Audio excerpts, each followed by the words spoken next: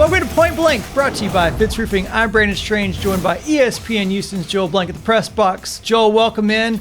The Astros are in the midst of a win streak, but once again, they get hit with some really, really bad news. Reports are that Yordan Alvarez will miss the remainder of the season with a bad knee. It's an absolute gut shot for a team that is already reeling from multiple injuries, both physical and, in the case of Jose Altuve, maybe psychological. The bright spot of the team this season has been the young pitchers stepping up. We thought at the beginning of the season the Astros have to win shootouts, but the games have really turned into pitching duels. And one of those games was with Zack Greinke pitching a masterful game versus the Colorado Rockies. But with all those injuries stacking up, Joel, I have to ask, is it realistic to expect this team, as currently constructed, to make a serious run at the title? And if not, do they need to start thinking about a soft rebuild by unloading guys like Greinke, whose stock is really high and might get a haul from a contender?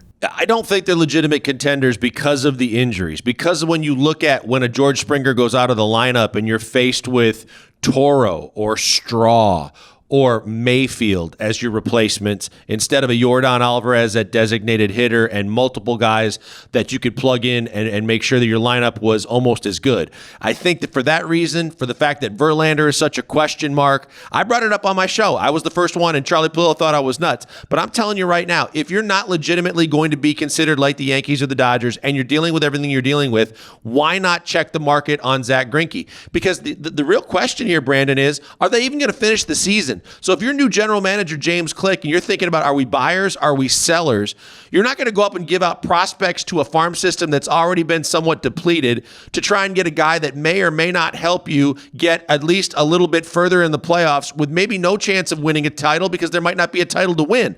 I think with all those variables, if you sell Zack Greinke and you get rid of and get out from underneath that $26+ million a year deal for the remainder of this year and all of next year, you might have more resources so that you can keep a Michael Brantley and a George Springer and keep this lineup intact. With all the great young pitching that they have, what it really tells you is the future is bright from a pitching staff perspective and not as dim as we might have thought previously when Verlander went out. So whether Verlander comes back or not, and that is the big wild card, if Greinke his velocity is down, but his results are up, his stock may never be higher, and this may be the only time that you could actually turn him into maybe getting more prospects to replenish that farm system while giving more opportunities to those young arms that have looked so good. The uniqueness of this season definitely plays into all of this and all the decision-making here. But before we get too deep into that, why don't you give us a word from our video sponsors at Fitz Roofing? Yeah, we love Fitz Roofing because they're dedicated to Houstonians, just like they're dedicated to the station and to SportsMap. Therefore, they do free, no obligation inspections, and all you got to do is pick up the phone. 832-521-3001. They come to you, tell you what they can do, and then they go back on their merry way. You bring them back in, you're not going to be disappointed. Best ratings, best products in the business, and the longest and best warranties. It's Fitz Roofing, making a difference one home at a time. You mentioned a conversation you had with Charlie Pallillo, and I've had that same conversation with him on SportsMap videos. His response has always been about a soft rebuild, that this year is wide open because of the quirkiness of it, and the Astros offense can give you a puncher's chance. You just got to play it out.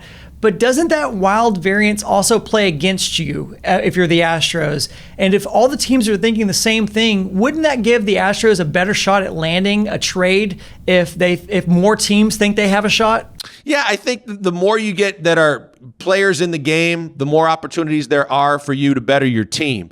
But I think that from an Astros perspective, you have to be a realist. And if James Click hasn't made his signature move yet, you don't want the signature that he's known for being the fact that he let a guy like George Springer walk out the door, or that Michael Brantley even got away.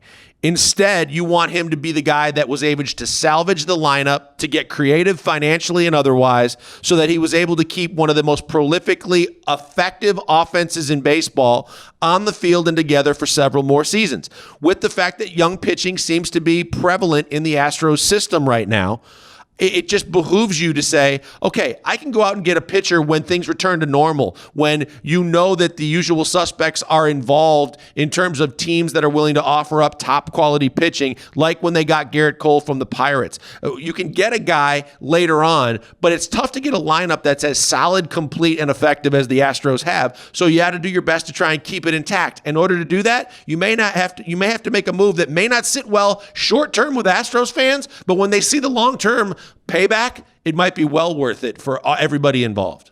If you are James Click, what are you trying to get out of a Zack Greinke or for a Zack Greinke? I think from the standpoint that you had to give up a top prospect like Beer in the Greinke deal to Arizona, and he was one of your top bats coming up through the system, I think you need to add a bat or two. Maybe it's one lower ranked prospect, one lower level prospect, A ball, double A ball with some potential, and one bona fide player coming up that's a bat that can help you down the road a little bit, that has major league potential. You can't guarantee that anybody's going to be a star in this league when you look at how many of the Astros quote unquote top hitting prospects and top pitching prospects over the last 5 years have absolutely flamed out before they even got to the big leagues. Or in this year, the fact that we're still waiting to see a Forrest Whitley, and what we've seen of Kyle Tucker is nothing to knock your socks off. The big thing is you give yourself a chance. You give prospects that are highly rated, whether you keep them for yourself or you use them in future deals when you are trying to make one last move to get one last piece. I think that's what you're looking to get for a Zack Greinke. He has one more year after this year, so it's not a long-term contract. So at best, a franchise isn't looking to make him a long-term prospect in their pitching rotation, but if he's the difference between pushing you over the top to win a World Series this year or being a team that's in the playoffs but not much better, I think there are teams that are willing to take that chance.